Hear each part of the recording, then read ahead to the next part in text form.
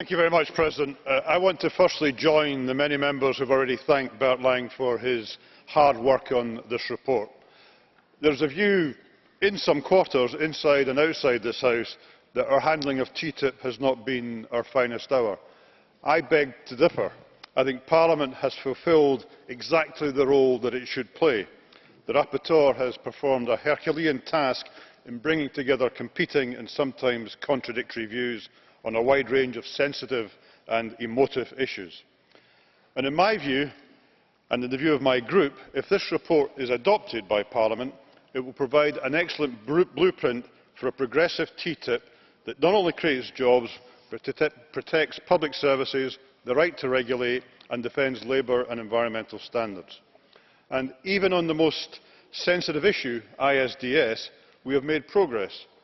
I and my group remain opposed to ISDS, but nevertheless look how far we have come. Firstly, the vast majority of this Parliament, and indeed the European Commission, now accept that old-style ISDS is dead and unacceptable. The majority now accept that any investor protection must be transparent, must not limit the right to regulate, and must not undermine health, labour or environmental standards. That is indeed progress on where we were 6 months ago. In this report, we have also made it clear that the Sustainable Development chapter must be binding and enforceable. We have demanded that the US sign and ratify core ILO conventions on workers' rights.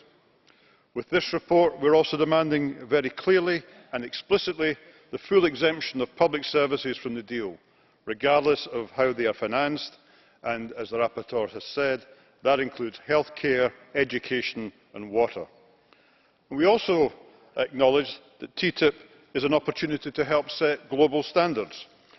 That does not mean, again as others have said, simply accepting all US standards, and the report again makes it clear that GMOs, some food standards and chemicals are not up for grabs. But where we can agree, we should agree common standards of the United States, and again, if others, as others have said, if we do not, it will be the global marketplace that sets those standards. And do we really believe that the human rights standards from Latin America, the labour standards from China, the environmental standards from other parts of Asia will be up to our standards? Do we really want to be driven down by that part of the world when we could agree, for all its faults, common standards with the United States that could drag us up the way, not down the way?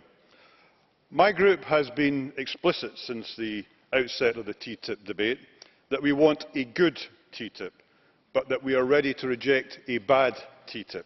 And we stand by that position. But this report, if it is accepted by Parliament and if implemented by the negotiators, would create a Europe that helps to create jobs, but ensures that workers' rights, environment, European standards are at the heart of our economic growth strategy.